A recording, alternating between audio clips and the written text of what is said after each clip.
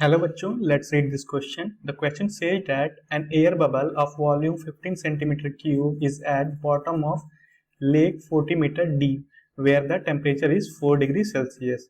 The bubble rises to the surface, which is at temperature of 20 degrees Celsius.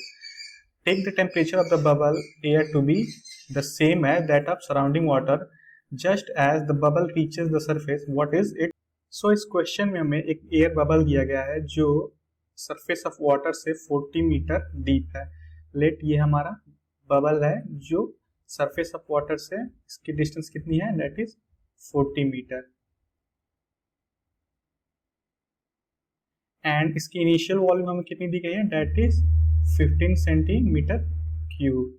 हम इसको metre cube में change कर लेते हैं, so that is 1.5 into 10⁵ metre cube. And यहाँ पे टेम्परेचर की वैल्यू कितनी दी गई है हमें, T1 is equal to 4 degree Celsius which is 277 kelvin. And हमें प्रेशर की वैल्यू यहाँ पे निकालनी है कि जो अगर हम 40 मीटर डीप जाएंगे वाटर के सरफेस में तो हमारा प्रेशर कितना होगा. सो एंड नेक्स्ट हमें पूछा गया है कि जब हमारा बबल सरफेस पे आ जाएगा तो इसकी वॉल्यूम कितनी होगी. सो यही हमें क्वेश्चन पूछा गया है. And here temperature is, and surface पे हमारा टेम्परेचर कितना है, that is 20 degree Celsius which is 293 kelvin. And यहाँ पे हमारा प्रेशर क्या होगा, एटमॉस्फेरिक प्रेशर होगा. देयरफॉर P2 की वैल्यू कितनी हो जाएगी, 10⁵ पास्कल. सो पहले हम क्वेश्चन का की कंसेप्ट समझ लेते हैं. दैट इज की concept of our question is, जब भी हमारा कोई भी ऑब्जेक्ट वाटर सरफेस से नीचे जाता है, लेट्स सी ये हमारा सरफेस है, सरफेस ऑफ वाटर,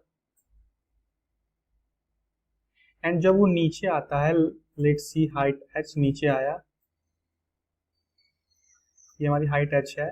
सो इस पार्टिकल पे हमारा प्रेशर कितना लगता है, that is pressure is equal to P0 plus h rho g, where h is this is height and rho is density of liquid जिसमें ये हमारा पार्टिकल फ्लोट कर रहा है, and g is gravity, and P0 is atmospheric pressure.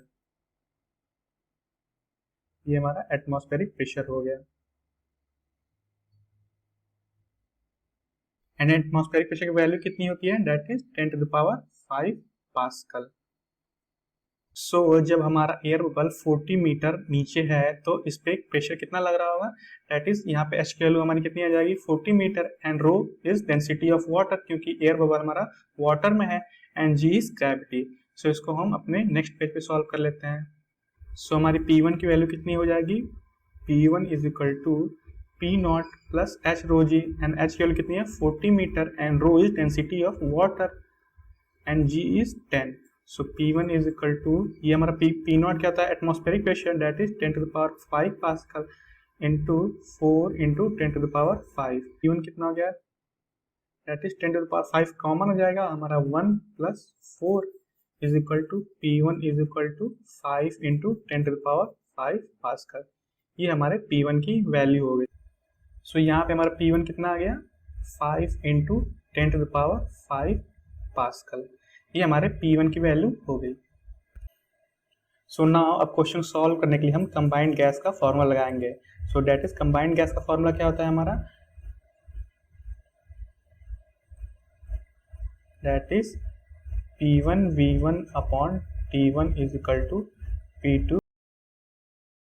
जब हमारा air bubble water के अंदर है तो उस पर प्रेशर कितना लग रहा है, P1 की वैल्यू कितनी है हमारी, 5 इंटू 10⁵ पास्कल, एंड वॉल्यूम की वैल्यू कितनी है, 15 centimetre cube which is 1.5 into 10⁻⁻5 metre cube, and temperature उस समय कितना है हमारा, 4 डिग्री सेल्सियस.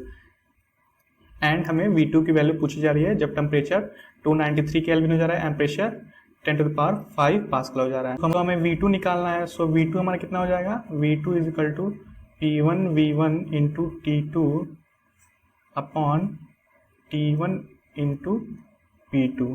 सो देयरफॉर हम अपनी वैल्यू रख देंगे. P1 की वैल्यू कितनी है हमारी, 5 इंटू 10⁵, V1 की वैल्यू कितनी है, that is 1.5 into 10⁻⁻5 metre cube, and T2 की वैल्यू कितनी है, डेट इज 293 केल्विन,